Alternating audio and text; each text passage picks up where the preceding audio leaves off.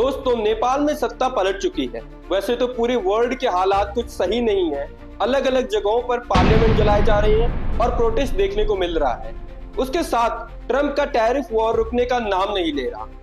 और रिसेंटली हमने कुछ नेपाल जैसा ही बांग्लादेश का भी बुरा हाल होते हुए देखा। पर इंडिया को इससे क्या सीखने की जरूरत है ताकि ये हालात हमारे देश में ना हो? क्योंकि जिन मुद्दे पे नेपाल में आंदोलन शुरू हुए उसमें से कुछ या सभी मुद्दे हमारे देश में उठते रहे हैं, जैसे कि talking about politician and nepo kids. बहुत सारे बड़े बड़े नेताओं के नाम उछलते रहते हैं जिनके बच्चे भारत से बाहर सिर्फ अच्छी लाइफ स्टाइल ही नहीं जी रहे बल्कि परमानेंट रेसिडेंस लेकर बैठे। नेपाल की तरह कंप्लीट बैन तो नहीं, पर गोदी मीडिया के बाद कहीं ना कहीं सोशल मीडिया न्यूज को कंप्लीटली कंट्रोल करना थ्रू सोशल मीडिया लाइसेंस, जिसे इंट्रोड्यूस किया गया था ब्रॉडकास्टिंग सर्विसेज रेगुलेशन बिल 2024 के जरिए। और करप्शन की बात करें तो 46% ऑफ एमपीज के ऊपर क्रिमिनल केसेस का होना खाता है कि हमारे क्या हालात हैं। तो भारत के पॉलिटिशियन को इस रिसेंट नेपाल और बांग्लादेश टर्मोइल से बहुत कुछ सीखने की जरूरत है, ताकि हमारे देश में कभी ऐसी सिचुएशन ना आए जहां नेताओं को हेलीकॉप्टर से रेस्क्यू करना पड़े, फाइनेंस मिनिस्टर को सड़कों पे घसीटा जाए और पार्लियामेंट इवन सर्वोच्च न्यायालय को जला दिया जाए।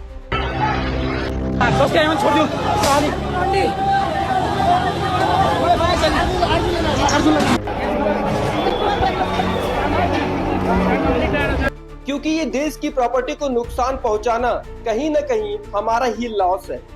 आप सुप्रीम कोर्ट को जलाकर क्या प्रूव करना चाहते हैं?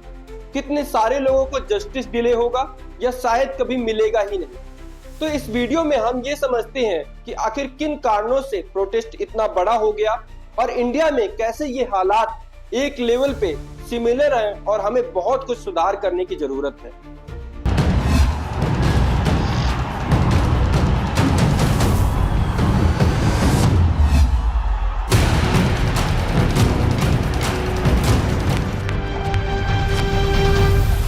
जो सबसे पहला कारण जिससे नेपाल के ये हालात हुए वो है सोशल मीडिया पे बैन लगाया जाना। सरकार ने सभी सोशल मीडिया प्लेटफॉर्म को लोकल प्रेजेंस बनाने और मैंडेटरी रजिस्ट्रेशन कराने को कहा था।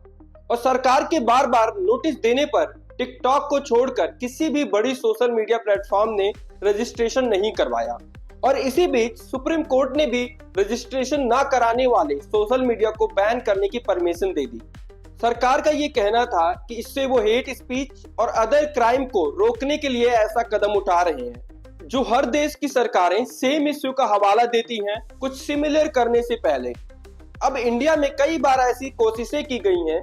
हालांकि इंडिया में कभी कंप्लीट बैन नहीं हुआ, पर किसी की ट्विटर आईडी बैन करवाना और सरकार ने recently broadcasting services regulation bill 2024, जिसका मेन टारगेट था देश में बची हुई पत्रकारिता को खत्म करना, जो डिजिटल मीडिया के थ्रू चल रही थी।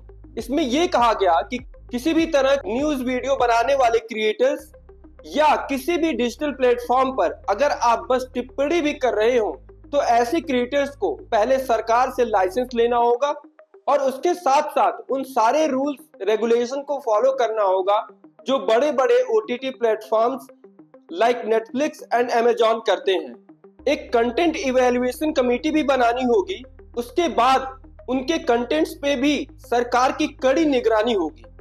तो मोटा मोटा समझे तो मिस्टर बीस्ट को भी परमिशन लेना पड़ता कि उनका कंटेंट इस देश में चलना चाहिए या नहीं। और इन रूल्स को फॉलो ना करने वालों पे 50 लाख से 2.5 करोड़ तक की पेनाल्टीज थी। अब जिस देश में मैक्सिमम लोग 50,000 से भी नीचे कमाते हो, उस देश में 2.5 करोड़ की पेनाल्टी आप इमेजिन करके देखिए।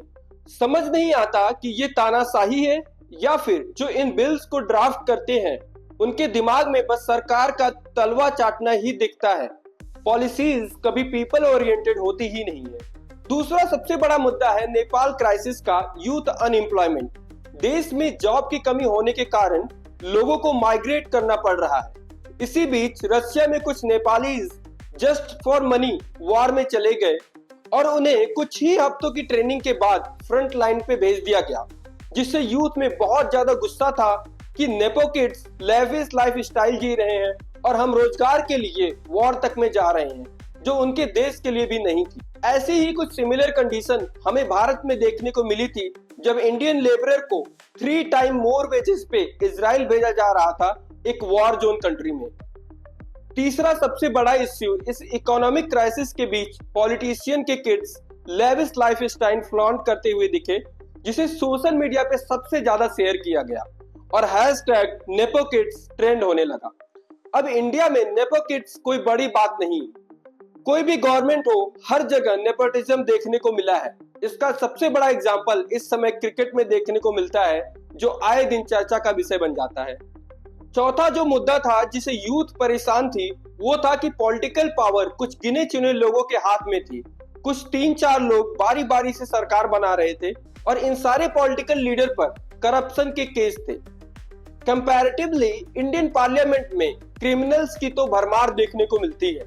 According to some report 2024 Lok Sabha election में 41% एमपीज के ऊपर क्रिमिनल केसेस हैं और आयरनी तो ये है कि कुछ के ऊपर 200 प्लस तक क्रिमिनल केसेस हैं। ये सारे मुद्दों की सिमिलैरिटीज से इंडियन गवर्नमेंट को भी अपनी पॉलिसीज को रीथिंक करने की जरूरत है और पॉलिसीज पीपल ओरिएंटेड होनी चाहिए, ना कि गवर्नमेंट ओरिएंटेड जो बस अपनी कुर्सी को बचाने के लिए बनाई जाती हैं।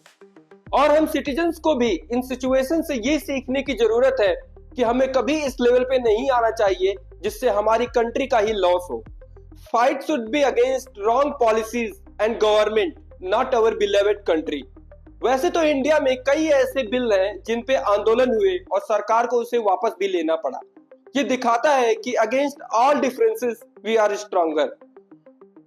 और हम वो कंट्री हैं जहां राम राज्य हुआ करता था, और अगर हमें फिर से राम राज्य को वापस लाना है तो उसके लिए क्या करना होगा, इससे रिलेटेड एक वीडियो राम राज्य वर्सेस डेमोक्रेसी आप देख सकते हैं। लिंक आपको डिस्क्रिप्शन बॉक्स में मिल जाएगा।